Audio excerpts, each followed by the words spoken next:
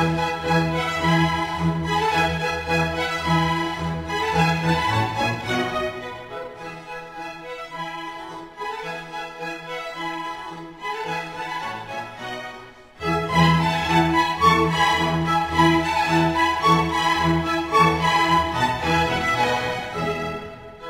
morning.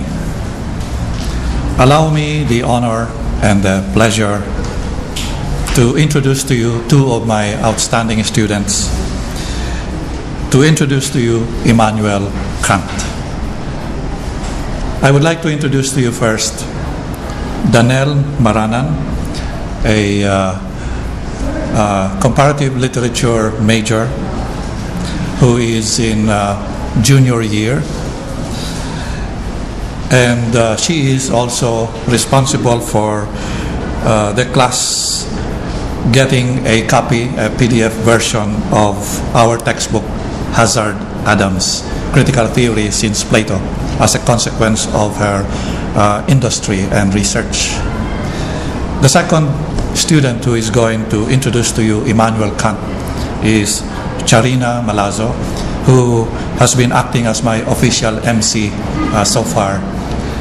And she is a junior student also, taking up comparative literature, major in comparative literature.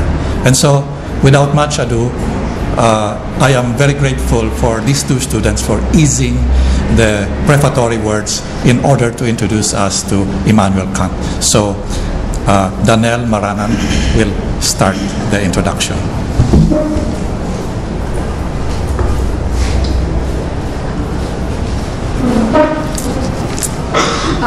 Guten Morgen.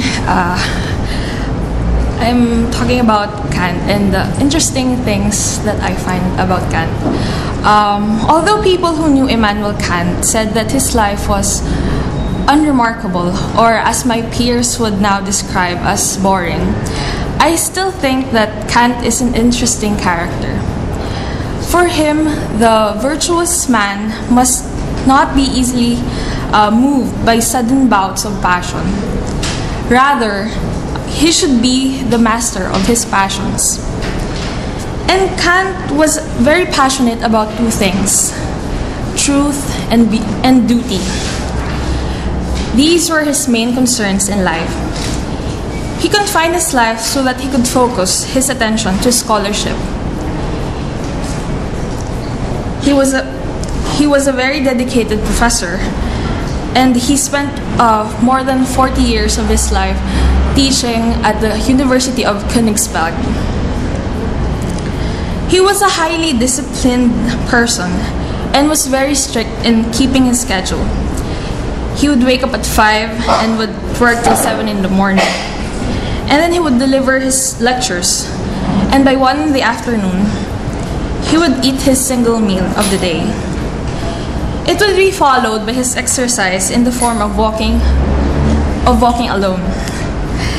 You see, his life is characterized by a clockwork routine, which is, I think, imaginable for someone like me, or for someone from my generation.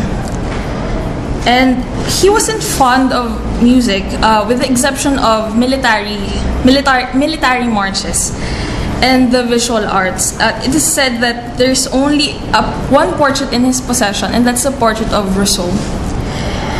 But he loved reading satire and poetry. His critique of Judgement, or critique the urteilskraft. Urteil means opinion, and the verb urteilen means to judge, and kraft means power, strength, or force. So it is a critique of the power of judgment. Published in 1790, is about how Kant drew science and art together. This is where we get his aesthetics, his thoughts on beauty, imagination, and sublimity. It is also interesting to note that his love for solitude was equaled by his love for company. He used to invite friends to join his lunch, and there they delight in talking and laughing about things.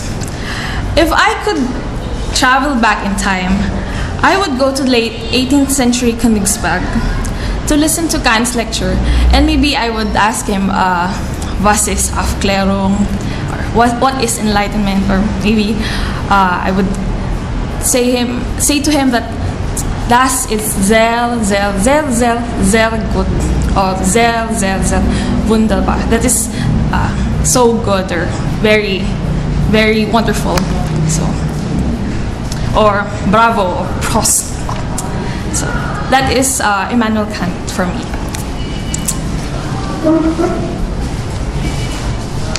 And so I'm going to provide you with a brief background of Immanuel Kant. So Immanuel Kant was born in 1724, and like what Daniel said, he was born in Königsberg, the capital of Prussia at that time. And today, the city of Kaliningrad, in the Russian exclave of Kaliningrad Oblast.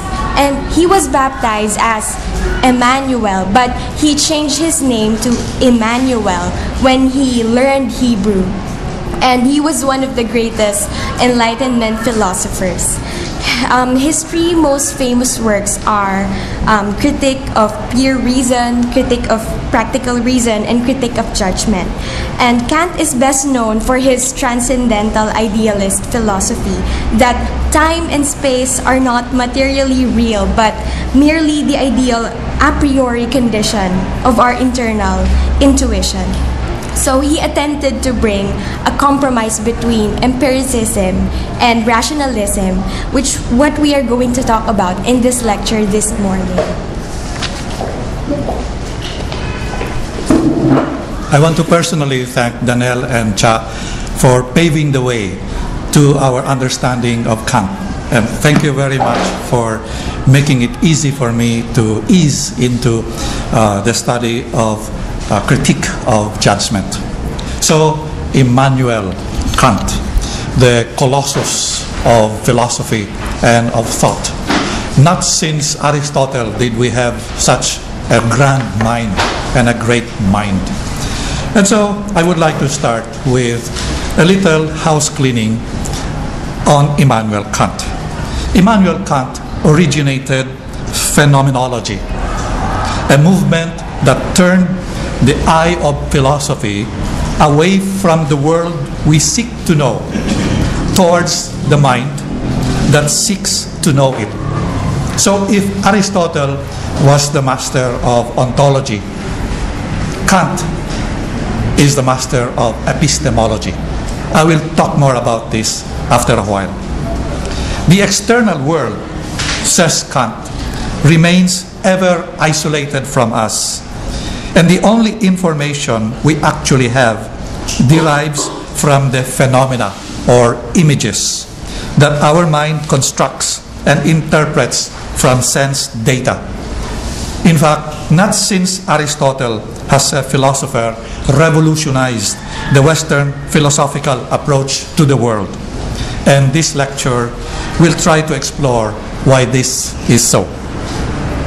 Philosophy, you see, up to the time of Immanuel Kant, took it for granted that when we look at the external world, we are engaging an objective reality outside of ourselves. That's why we say ontology. It's ontological.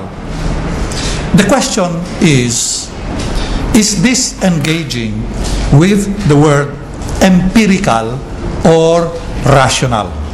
You know what's the meaning of empirical? Empirical means the view that whatever we know about the world, we learn. In other words, everything that we know, we learn from asking other people, from doing research, by asking questions.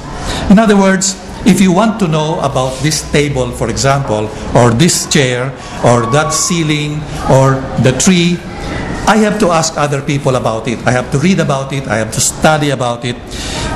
In other words, there is nothing in my head that already will tell me how to know them in an unmediated way. Okay, so in an empirical approach, the mind takes in information about the world and learns about it that way. Everything that we know, we learn.